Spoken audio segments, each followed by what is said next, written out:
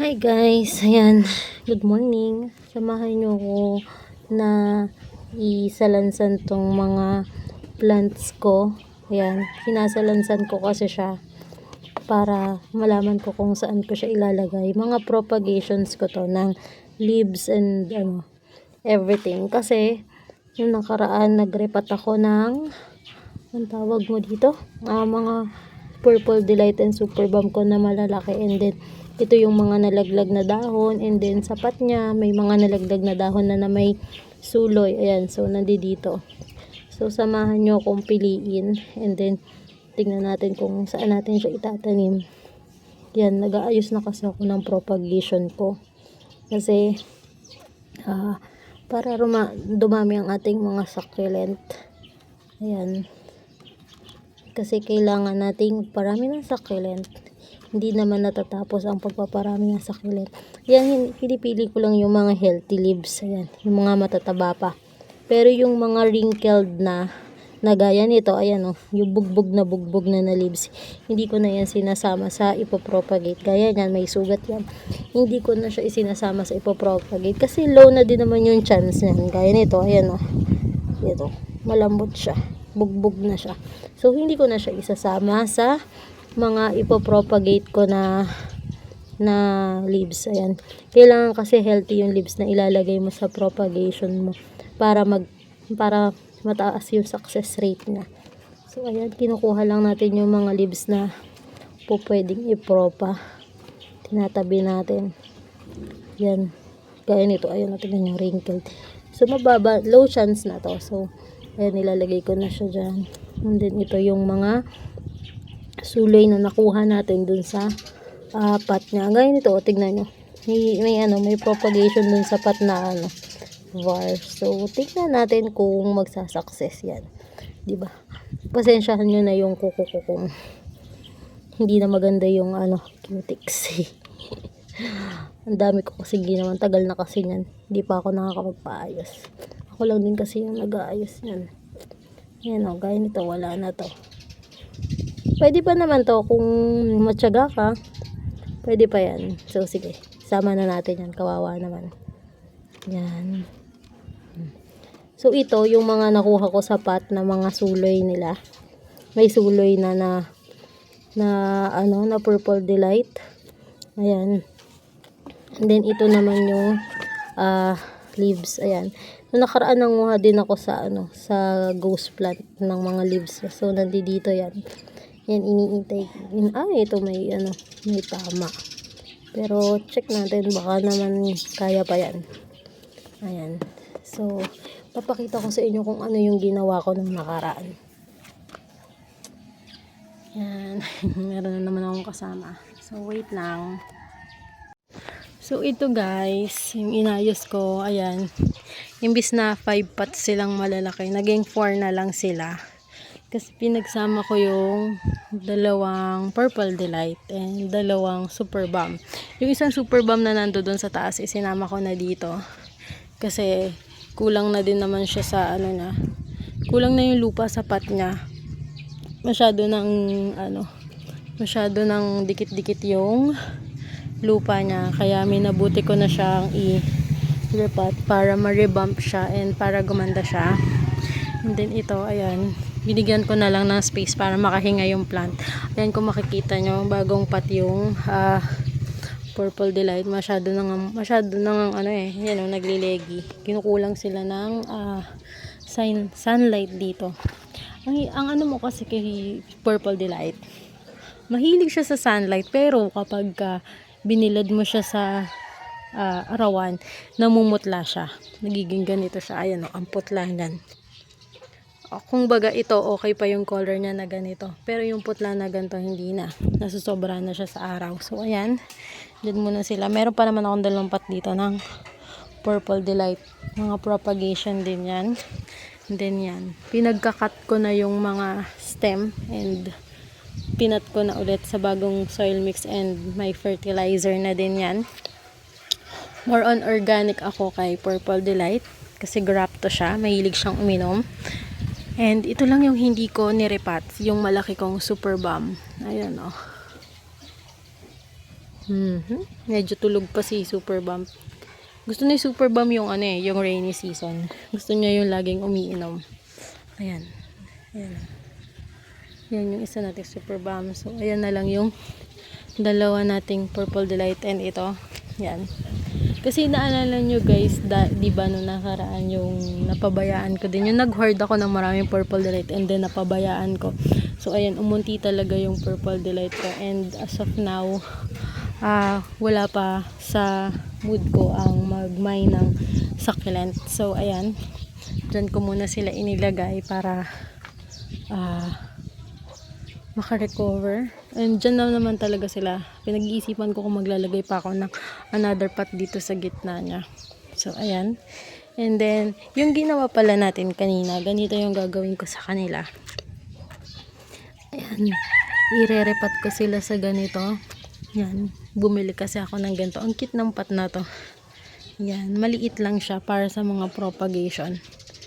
And dito ko ilalagay yung mga succulent propagation ko. Hindi lalagay ko siya doon sa loob ng terrace para hindi siya masyadong nagagalaw. Ayan. Ito. Yung propagation natin ng variegated heart string. Ayan. Ito pa yung propagation natin ng Purple Delight. Malalaki na din. Pwede na din tong ilipat ng pot. Ayan. Dinidiligan ko kasi ito lagi para mabilis lumaki. Effective naman. Yan. Gusto talaga ng mga propagation na nadidilig sila. Ito yung iba kong propagation ng succulent. Ito. Mga propagation ko ng Missing You and Bianca and Labamba. Hindi ko na alam kung sino sila kasi pare-pareho naman yung itsura nila. Ayan. And then may nakita din ako doon sa mga pot dyan. Sa mga kalat-kalat na propagation ng Missing You and Bianca. Super bait nila i-propagate sa leaves. Yan. And then nilagay ko dito yung lamere ko. Kasi ayan, lagi siyang nasusunog. Parang siya sa sikat ng araw. Medyo siya, sensitive. Sensitive yung tuktok na. Kaya nilagay ko siya dito sa hindi naarawan. I think lipat ko na lang siya dito para mas safe siya. Kasi dito may araw din ng ng tanghaling tapat. So, ayan. Ang lalaki na ng ating kikos. Ayan. Ito magmamother na to. Ang laki. Ayan. So, ayan. Ipapat natin mamaya. Yung mga propagation natin. Mainit na guys. Hindi na ako makapunta doon. Ang oras na alas 9. Ayan. 9 AM na. Ayan. Kaya hindi na ako makapunta sa part na yun ng garden. And ito yung kalat ko. Ito ngayon yung potting area ko. And dito yung mga gymnos ko na nagkaroon ng scales na nililinis ko. Actually, nalinis na siya. May konti-konti na lang. Patak-patak na lang. Kasi, binabrush ko talaga yan. Effective talaga yung scale remover ni Caitlin's. Ayan. Marirecommend ko talaga siya sa inyo. Bukod sa maganda siyang pantanggal ng scales, alam niyo yung nagiging shiny din yung gymnos nyo. Ayan. Parang coating na din sa kanila. If mapapansin nyo, maganda yung color ng mga gymnos ko doon. Kasi, inisprayan ko din yan nung pang-spray ni Caitlin's para sa protection na rin sa scales. Ayan. Hindi na ako makalapit doon kasi ang init guys. And then, pinapakita ko lang sa inyo yung other side of my garden. Dito sa magulong side. Dito sa propagation ko. Ayan. Ito, propagation ko din to ng Haworthia.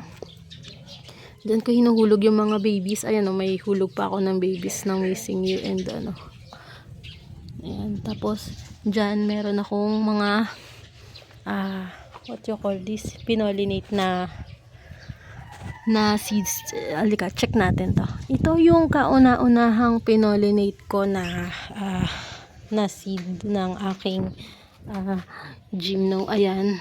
VOS X variegated gymno no March 15, 2026. Tara, check natin guys. Wait lang, nahirapan ako i-open ng isang kamay. Kamatapon, wait lang. Ayan guys, samahan nyo kung i-check. Ano bang date ngayon? April wait lang. April 6. Yan. So, check natin. Ayan, meron na. may tumutubo na sa ating pinolinate. Sana mag-success. Meron pang hindi tumutubo, pero may nakikita na tayong green yan. Sana variegated din yan. Yan. So success ang ating pagpo-pollinate ng seeds. Ayan, alam ko pinakita ko yung video na yon kung paano ko pinollinate yung gymno ko na yon. So ayan siya. Yay! It's success. Tapos kunin ko pa yung dalawang Tupperware. Papakita ko sa inyo kung anong laman. Wait lang. Yan. Hi guys, I'm back with my 2 Tupperwares. Ayan, so unahin natin itong maliit.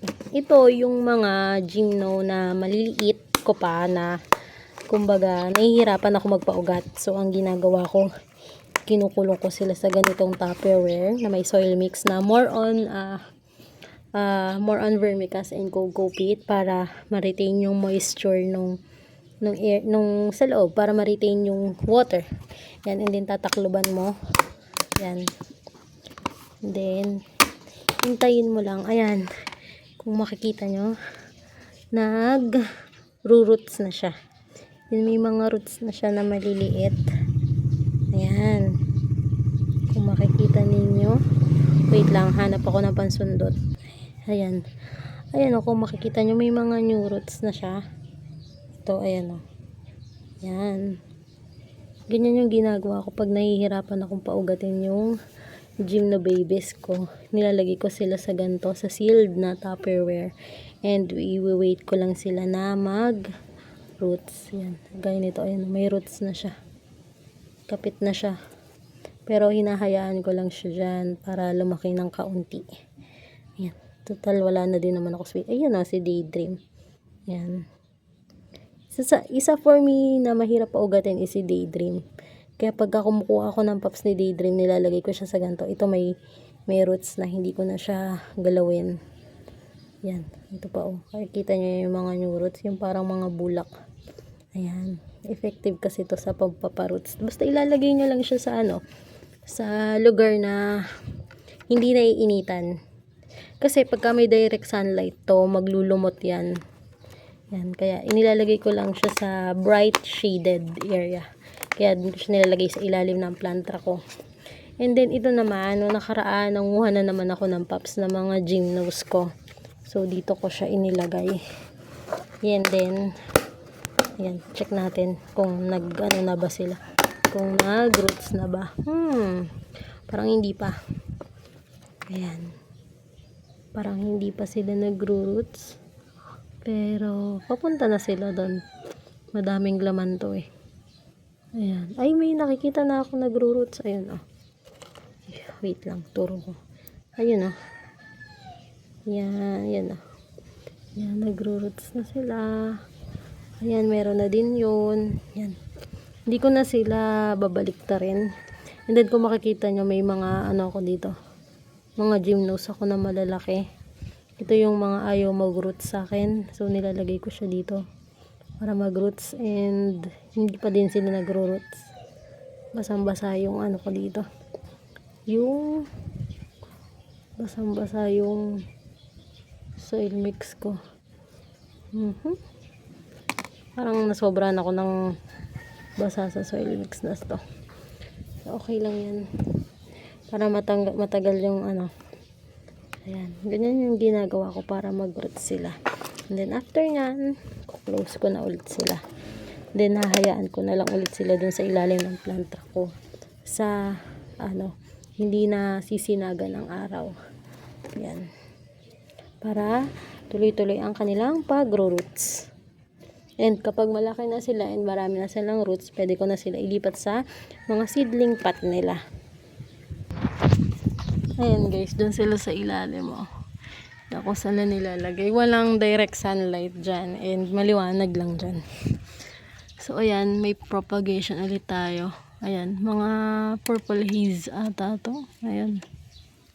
Diyan lang, ganyan lang ginagawa ko para mag-propa. Nilalagay ko sa mga pot or sa mga ganyan.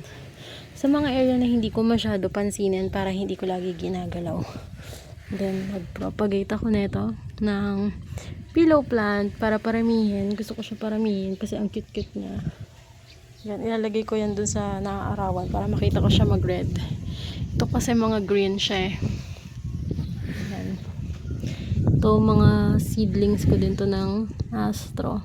Ayan. So, yun lang muna guys yung update dito sa aking garden. Abangan nyo, may sasabihin ulit ako next vlog. Gusto ko siya i-share sa inyo.